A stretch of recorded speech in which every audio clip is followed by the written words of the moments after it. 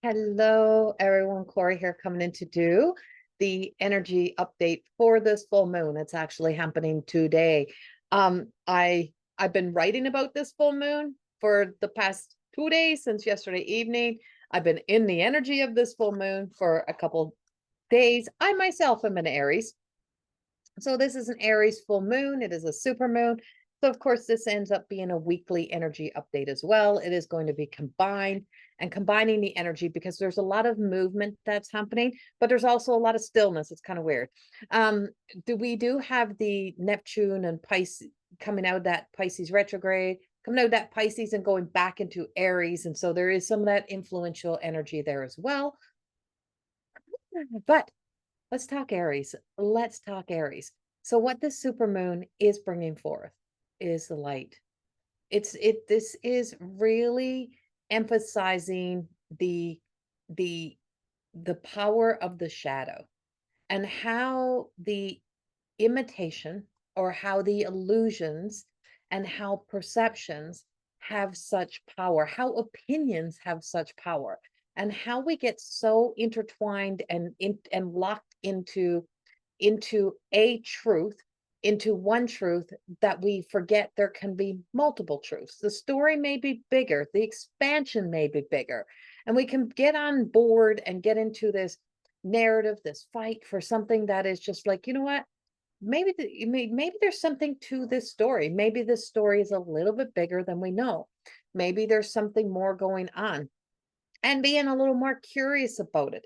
And so that whole narrow view on perspectives leads us into boxes and rules. And we're constantly being tangled up in boxes and in rules. And so when I shared my energy update today, this morning, I had this childhood memory of being like kids. You know how you're going to go out and you're going to start your own, everything's popping up on my screen. And you're going to go out and you're going to start your own clubhouse. You're leaving home, you're going out into the bush, and we're going to have no rules. There's going to be no rules because parents suck, and we're not going to have no rules. And the minute you get out there, there's the one kid who goes, well, you know what, we should have this rule, we should have that rule. And it's the seeking of the comforts of familiarity, right? And then there's the one who just says, well, who decided these rules? Like, who's deciding on this? Who's making that decision? We have all of these characters that play out within us. And so it's bringing about the archetype of the lone leader. And Aries has the ability to really show up in its divine presence, in its light, to be the lone warrior, not wondering who's walking with them, not not so not mad, not anything, just this just doesn't work. There's just more to the story, and I'm just going to go find more. I'm just not going to get stuck and limited in this. I'm just going to go do more, find more. I'm just going to allow space for more. And so this really plays out in life. And so I want to share a little personal experience with this. And so for me, the personal experience came with my work as a healer and my work in working in healing energy, working under the influence of healing and under the label and titles of the word healer. And it was in listening to multi different avenues, different streams of information, that it made me question the healer. And it brought me to the place within myself of where I took the journey of healing the unhealed healer, and remembering that a part of the process of moving into me first studying Reiki as a healing modality was for my own healing journey. It wasn't about what I was going to be able to give to anyone else. And then it was like, oh my God, so I know so many people who would benefit from this. And so then it was like the love of people wanting to share this. And so moving away from my comfort zone, but then also trying to bring my comfort zone back in. And that comfort zone was me trying to nurture, help, fix other people, and neglecting the things that I needed to look at within myself. And along the way, in finding like deeper discovery, was the word healer kept kind of triggering something, or kept kind of coming up in different conversations, and I would hear different cultures, different religious leaders saying, well, there's only one healer. We don't have no right to call ourselves healers. And it made me really question a lot. And not with an anger, not with a sense of resentment or a sense of I had to argue it.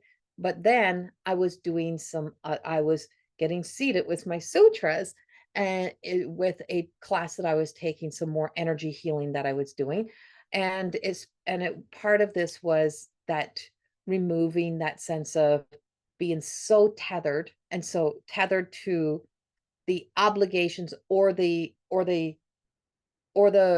being so tied to our symbols and being so tied to the belief around my work that it can be limiting because we're not opened up to anything else. And so clearing the path was making way for something more. And I was so dead set against it. I'm like, no way, no one's ever taken this away from me. But what I've come to realize is nobody could ever take that away. That's a part of who I am. That is a part of me, but it's not all of me. And so if we identify ourselves so strongly to a title and to a role, is that we forget that we're something more, and we create an avatar, a character, and we create a whole life around that one. It's like we create everything to stay within that club, right? Within that realm of the work. And we can shut down other possibilities, or we can become almost argumentative, say, that's not possible, that's not true, they got that wrong. How do you know they got it wrong? How do you know it's wrong? And so it's so easy then to be able to sway other people to stay in that club, right? Only stay there. This is the only right way. But that's all. The comfort zone of that is being led by fear. And when we can move beyond fear and we can be moved by faith, is that we open up to the possibility of there being something more. And so what I wrote in the photo that would have gone with this morning was, when did we all agree upon these rules?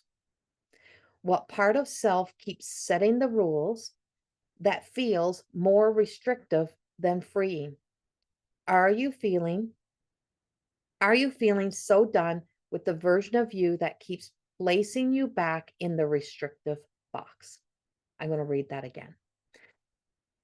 When did we all agree upon these rules? What part of self keeps setting the rules that feels more restrictive than freeing? Are you feeling so done with the version of you that keeps placing you back in the restrictive box? And life, there's so many versions of us, ourselves, that exist. There's so many stories that we have. There's so many images of ourselves that we have.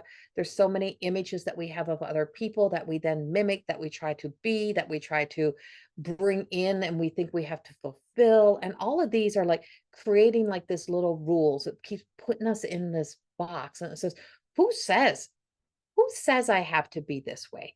Who says you have to be that way? Who says life is like that? Who says? Who says that's the only way? Who says I have to believe that? Who says I have to say what makes everyone else feel good about themselves? Who says? Who says I have to be that person? Who says? And so questioning that who, right? Who is that? And so the light side, we have so many, when we read about an Aries energy, we often hear about the negative of the Aries. And I spent a lifetime looking at all what was wrong with me and figuring that I had something else to fix.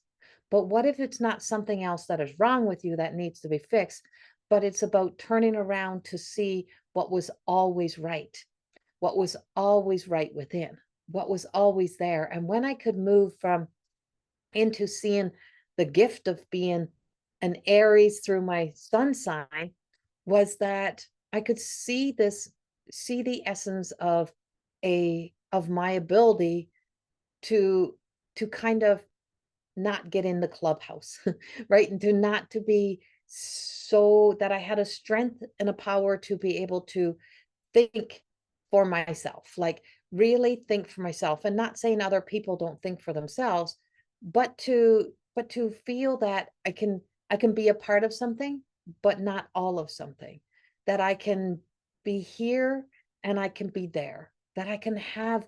There's so much more. And so it brings about a greater strength. And so as we're connecting into this morning, these were the, is it brought up that sense of individuality. And in the light of the individuality, it doesn't cultivate the rebel, it creates the leader, right? And it's not being rebellious of everything that it causes self-harm, or it keeps you alienated from people or from life. That's the shadow side. It can be dominating, it can be controlling, but any thought can be dominating. And when your thoughts begin to dominate and begin to rule and begin to put you in a place of where you feel restrictive and you don't have the freedom, that's when we're being controlled. And so it has the power to be controlling. But on the light side of this, it's independence, it's independent thinking, independent, it's independent in its processing and how it processes. It comes up as the first of the zodiac. So it also means it's willing to walk the path less walked. It's willing to walk ahead.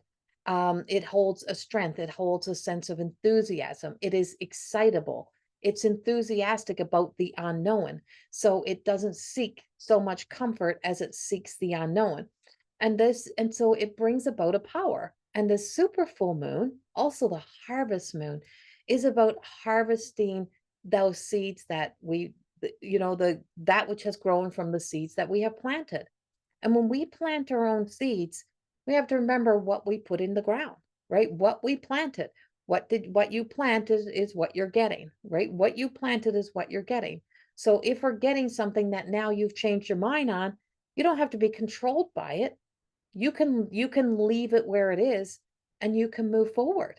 You can move on. Just because it was something that you thought was going to be, I'm going to plant all these seeds and I'm going to create all of this and I'm going to manifest all of this. Okay, but now in the time that I've been watching this grow, and now that it's here, something doesn't feel right. It doesn't feel right. And I don't have to just, I can just accept this and go, well, I just have to take this as kind of my reward. So my reward becomes my punishment for having dreams or for believing. And when our rewards become when the rewards then become our punishment because we feel we have to still take it, we have to be a part of it, we can't let it go, is that's where it becomes restrictive. And when we move beyond the restrictiveness and just say, you know what, I'm going to just let somebody else have that. I'll share that out. I'm going to move over here, or I'm going to take the wisdom, I'm going to extract this, and I'm going to go walk another path, and I'm going to discover something new. But I'm going to be much more aware of the seeds that I plant.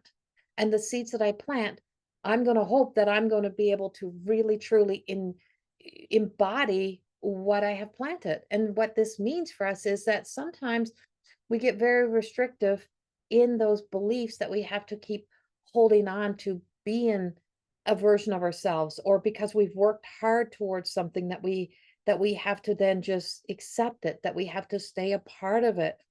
But it's to be like uncompromising, right? It's like, it's what it means to be uncompromising is just say, okay, there's a part of me that knows that I can feel that this is not for me now. It's not working.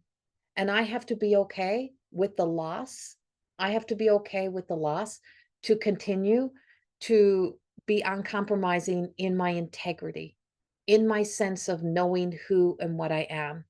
And that I can't go against what my open heart is telling me, or what I'm seeing now, what I see now. So I can't keep holding on to believing in something that I no longer fully embody as my belief system. Like something has changed, something has evolved, and something has grown.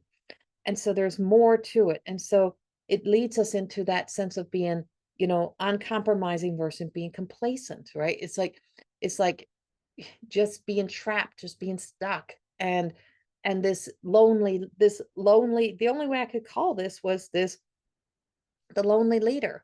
And the lonely leader leads by example, it leads itself. It is not led by anything other than its deeper truth. It is led by the inner divine, the wisdom, the God source creator, whatever that is, the spark of the light that is always illuminating. The sense of the solar plexus, the power of the will, blend it with spirit and being moved by your own spirit, by being moved by your own soul, by the own essence, means that you are no longer being being led only by the ego's desire to keep getting back into a place that is comfortable, a place that just says, well, you work so hard for that, so that's where you should stay, or that's what it should look like. And it happens all the time in relationships. So here's a prime example. In a relationship, how many people stay in a relationship because they've been in it for a long period of time? Well, I've been in this since I was 16, 17 years old, and now I'm 40. So it's like, well, but nothing feels right, and nothing feels right for me, nothing feels right for the person I'm with, but yet we keep holding on. So we we compromise the things that life could give us to keep holding on to what should be, because we have set those rules, that we've planted those seeds and we set those rules, and this is all life should be. And it's like, but you are not the version you were. You're not the person you were at 17. You're not the person you were at 20. And so maybe there's a chance to grow together, and maybe there's a chance to have greater communication, to have the hard conversations about what we're creating, what we're cultivating in a relationship, and what it is that we both want as independent people, and what it is we need as independent people, and who we are as independent people at the age and the stage that we're at in life, and not where we once were. Because yes, you planted the seed and you grew the family and you reaped the rewards and you did all of those things, but you don't keep planting in the same soil. Like, I was planting potatoes. I was putting in a garden for the first time this year, but I'm using a garden that was owned by the previous people. And the ladies had said to me, she said, whatever you do, don't put your potatoes in that ground. And I'm like, I can put the potatoes in that ground. Why can't I put that potatoes in the ground? In my little egoic little self. And because I'm like, that's the biggest pot. Like, that should have the potatoes. And she said, because you have to plant something different in the soil, or because the potatoes won't grow. The soil is not the same richness as it was. And so it becomes kind of like, I don't know, the word I can only use is, I'm like, it becomes complacent, right? It becomes dormant. The potatoes don't grow as well. So you need to switch it up, and you need to plant something different here, knowing full well what you're going to have growing. So I put turnips instead of potatoes, and I put the potatoes in another tub. Why? And because she was telling me something that wasn't restrictive. It wasn't to cause me, it wasn't because she wanted her way. It was because there was a greater plan. The soil needed the break from the potatoes, and it would grow the turnips. And so the turnips went in there and the potatoes went in another pot, and I ended up with a pile of potatoes, right? And so knowing that in a different soil, so sometimes we need a different environment. And some of the things that we want to start to grow, if we want to grow joy, then we have to plant. We have to show up differently. We have to plant different seeds. We have to get into a different environment in order to be able to find that sense of happiness and joy. And sometimes, in order to learn love, we have to know what it means to love. Sometimes we need to know what it means to not be ruled by the stories of what love is, and to set ourselves free of the restrictions of love, to be free to love, to be free to discover what love really means, to not to be boxed in, to not to have to be a part of the club, to not to have to be a part of something, but be willing to set ourselves free of the obligations that come with, well, this is the way it is, and this is the only way it is. Well, I believe there might be another way. And if there's going to be another way, I feel like I need to find this. Or if there's more to the story, I want to hear the whole story. I don't want to hear the part of the story that only serves the narrative to keep us angry, keep us restricted, keep us sad, keep us disappointed, to keep us so-called happy, to keep us all together.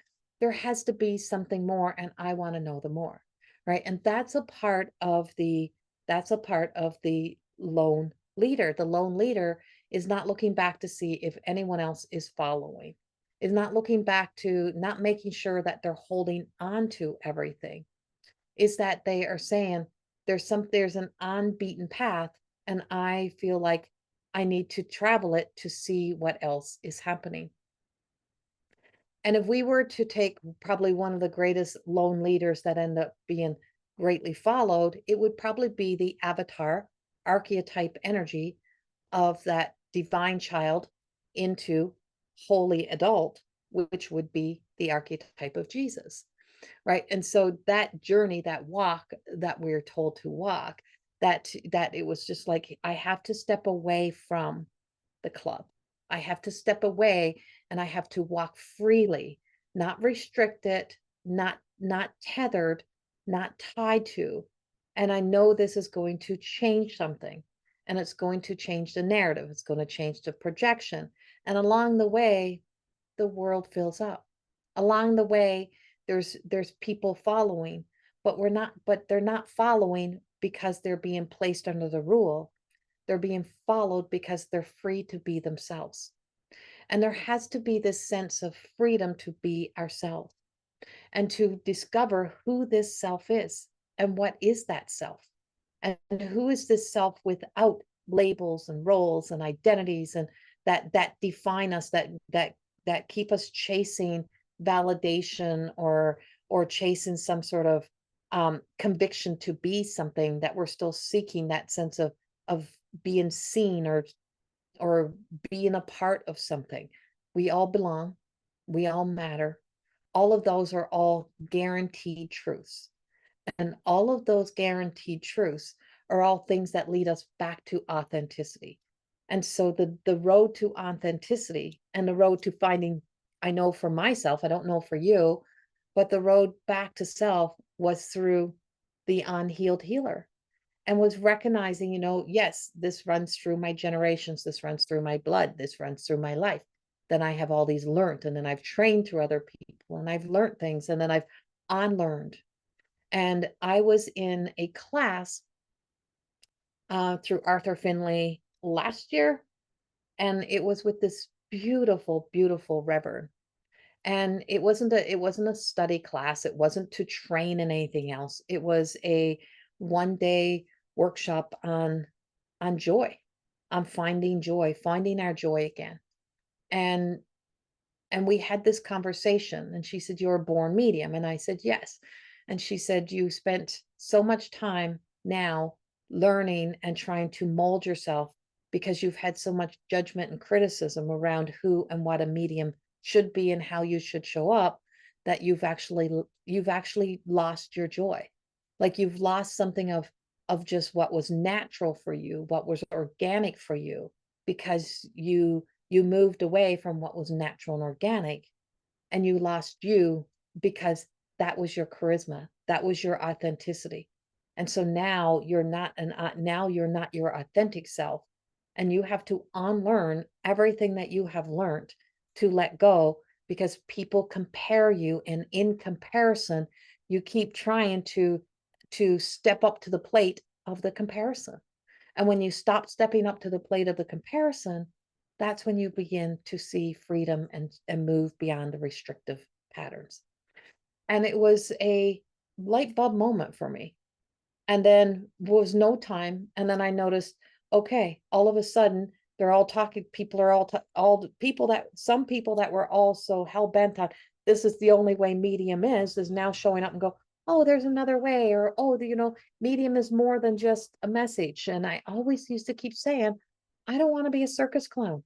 I don't want to be a monkey riding around on a bicycle to get the applause. I don't want to just be popping out messages to just give a temporary satisfaction, when that's not what I'm here for. I know that to my soul. I know there's something deeper. and that it's here to help people heal, to help people find their way through, to find out who we are on the other side, to know that we can plant new seeds, we can dig up all the soil, we can move to a whole new land. We don't even have to stay in the same land. We can move to a new land. We can do something different. And we don't have to keep trying to be defined and be held to this all of these opinions that became knowledge, that became beliefs, that became the only way to show up, because there's such comparison to and what is labeled as enough and not enough. And when you can let go of enough and not enough, and you can find your way back into authenticity, you discover that you were always enough. And that blending of healing and mediumship, that's all I ever knew. I knew that in my core. I knew that from my essence. I knew that my soul knew that. And my soul has always had me channeling. I lived and existed in there because it was the safest place for me to be. And traveling through that and finding my way back was that I recognized home. Straightening your crown is getting right on the right side of, is getting right with the highest level of consciousness. And that highest level of consciousness appears when we find silence and we walk the path of the silent, and we get in the place of where there is no thought, no objective, but just a knowing.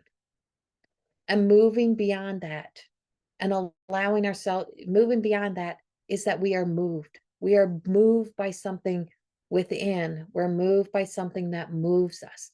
We find our way back to what was the self, and what didn't need more rules, right? What didn't need to be restricted, but what needed to be freed. And what is it that needs to be free? And what is it that needs to be freed within us today? What is it that needs to be freed within us this week? What is us? What is it within us that is saying, it's okay? It's okay for me to step away from these restrictive rules that I've placed upon myself, which becomes controlling, restrictive, habitual patterns, habits and beliefs and truths that we never ever question, that we just accept. And when we can move beyond that, we find that the parts of who we are, the parts that we've learned, and the parts that we've cultivated, and the seeds we planted, and the flowers that we grew, and the parts of us that we grew, is that truth is staying with us, that we are more like wildflowers than we are like anything else. Is that we may not know what seed is there, but there's all of this smorgasbord. And in this pile of wildflowers, in all of those seeds, there is beautiful flowers. And mixed amongst them, there might be a scatter weed. And sometimes you have to pull out the weed. And when you can pull out the weed, that's when you recognize that there is a beautiful life that was already there. There was a beautiful essence that was already there. And it is through the gift blended with the essence that we find our way to living in our light and in our truth. And this full moon, this super full moon, is here to highlight the power of the shadow, and the power of the shadow to dictate and control our lives. And until we can sit with the shadow and listen to what the shadow is really trying to tell us, to bring in the integration of the shadow, to integrate back into self and recognize the shadow might have had a valid point, but it doesn't have the power and the courage that our true divine self has to keep taking us towards the path of the true destiny. And sometimes we have to let go, and sometimes we have to release, and sometimes we have to move beyond that which has defined us forever, so that we can find our way to a more expansive, ever evolving version of ourselves. And this is what I have for you for the full moon energy. And there's so much more happening. And I will talk about that once I move from here into now the other energy. So let me shift gears. So because we have a combative energy also out there, is that we have this combative energy. And so it's where we can become very um, uh, hell-bent on on our views or perspectives, or very kind of defiant.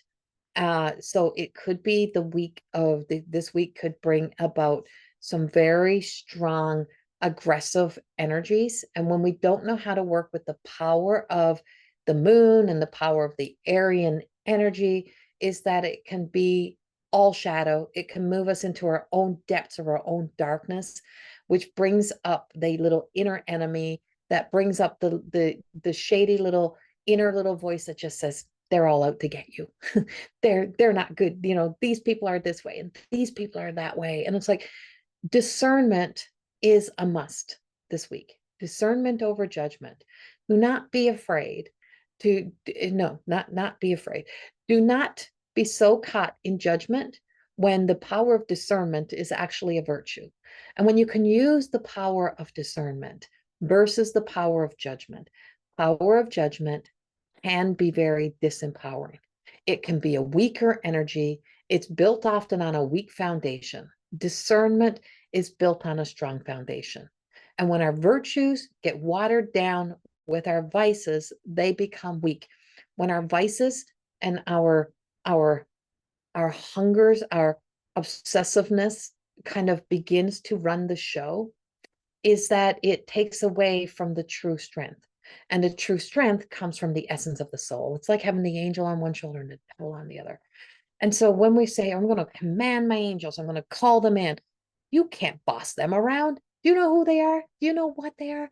Do you know the power of that consciousness? That consciousness is so great that they don't meet your whims and your demands. They are there to kind of teach us about the power of patience and pause and restraint.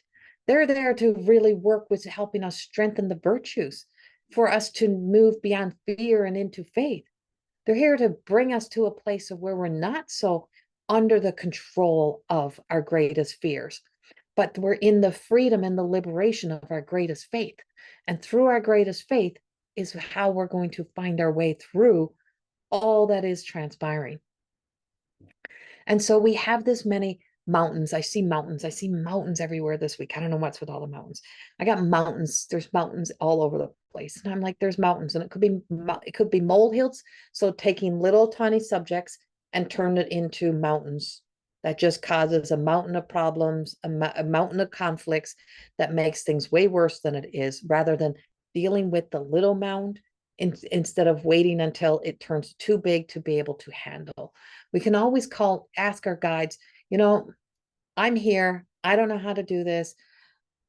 If and when you are inclined, and if I'm here to be moved through this without me having to feel the struggle, then I ask of you to guide me through this. Sometimes we are here to have to feel the struggle, because if we are void of all the struggles, then how do we meet the glorious days? And we'll always see struggle if we'll always see every little detail, every little thing as a struggle. We'll complain about every little thing. If everything is made too easy or too simple, or everything just kind of dissipates, or someone else takes care of it for us, right? If someone else is always taking care of everything in our struggles, then when we have a little struggle, we won't know how to deal with it, right? It's why, as children, parents are to remember, you are raising a future adult. Your job is to prepare a future adult. Your job is to remember that that little child is going to grow up. Your job is to be the guide, the teacher, to prepare them for a life that is not going to tell little Susie she's a princess and that the whole world has to meet the demands of the princess, or that little Johnny is not always, his bad behavior is not always going to be seen as so cute. It's not going to be laughed at. That bad behavior is not going to be funny when it creates something bigger in the future. And so learning the sense of how to be who we need to be It's not about restricting us. It's about giving us freedom to make the mistakes, but then to learn from the mistakes. It's showing us the ways to not to repeat something over and over, and how do we end those cycles. And so we have a lot of princess energy, and we have a lot of bad behavior energy that is kind of being extremed and highlighted this week, and being passed off as a victim. I'm a victim. I'm a victim. No, you're not a victim. You play the victim. And there's one thing to be a victim and to play a victim, because when you're playing the victim, you are taken away from the true essence of a victim who really truly needs the guidance, needs the help, needs the support, needs the love, needs the everything. So it's like that role should be saved for when we are a real victim, when we are a true victim of something. So we recognize when we are truly being victim and we're not playing the victim role. And so this is how we are beginning to move into, it's time to level up. It is time to recognize there is consequences for actions and consequences for choices. And our choice, the choice we make and the decisions that we do that we know are wrong, or that lead us into trouble, they're going to bring to trouble. And so you're going to see kind of that come on a bigger scale. Kind of like, you knew that was wrong. Why would you have done it? Right? You knew that was a lie. Why did you tell it? You knew that's not a truth. Why'd you tell it? Or, hey, you know what? I'm not going to jump on this bandwagon just to get views and just to get TikTok views. I'm going to really go investigate this myself and say, you know what? Maybe there's some more truth to this. Maybe there's something more to learn. Maybe I got something to learn. And maybe there's a whole lot for us all to learn. And so it's giving us, there's just a combative energy, but there's this divine presence and this divine light, and there's just such power in it, and there's such beauty in it, and it's bringing us back into the sense of what it is that we have faith in, what it is that we place all of our faith in, and that we don't question, or we don't move beyond the faith in that because it works, right? It's not that it doesn't work, but what if we can amplify it? So what I realized was that in the expansion of even the healing of the healing work was, holy, this can be expanded upon. And through this expansion and through the authenticity of self, I found the sense of my own inner source and my own inner light. And in there it's been a hard journey. It has not been simple, but there is a reward to really truly not giving up on self, and not stepping back into only that which is comfortable, or only that which kind of creates a sense of safety and security, and moving beyond. And so you may find yourself really at a place of leveling up this week. You may find yourself moving beyond some of those restrictive thoughts, or questioning those restrictive thoughts. You may find yourself cleaning at your closet and just saying, you know what, that clothes that's too tight. I don't want to wear it no more. I'm done being restricted. I'm done being held in. I'm done with that. But we are going to see, and we're going to see bigger scales of this on a bigger collective energy, that just there's a battle and a fight. There's battles and there's fights and there's back and forth energies. And I always say, it's like, careful what you invest in. Be careful what you get over invested in. Be careful of being over invested in something that you become blindsided by the fight, and that you can't see there's no win-win. And sometimes there is no win-win when no one is 100% right. When it's like a 50-50, a 60-40, but there isn't just one right and one truth. There is more to the story. And so you're being invited to really, truly look at things through the lens of the lone leader, what it would feel like to move forward, what it would feel like to move out of this, out away from the crowded congestion within yourself, and to gain clarity, to get clarity. And so it brings about great clarity, great possibility of change, but great knowing into what our next steps need to be. And so it's not so restrictive, but that's what I have for you. And I hope in some way that this inspires you this week. If you're in the Camrose area and you would like to come hear myself and my friends speak, then come see us at the Wellness, Wine and Woo Woo. It is a women's event at the Camrose Casino and Resort and Casino, and it is on October the 25th in the evening. We have a few of my amazing friends who are bringing their businesses in and bringing their products and their services in with them as well, and so that we can all join together in this beautiful evening, and I hope to see you there. And my new book is out, which I don't have right here. It's out. I was in Veteran this weekend, and so it's still packed out there. But my new book, There Is a Way. There Is a Way Home, and that new book is now available on Amazon along with all my other books. So if you're purchasing the book, do know that it has reflective questions at the end. So it's there for you to also incorporate it into your journaling. And remember, fixing your crown is really, truly getting into a higher level of consciousness. Just want to share that little bit of the story. I send you so much love. Bye-bye.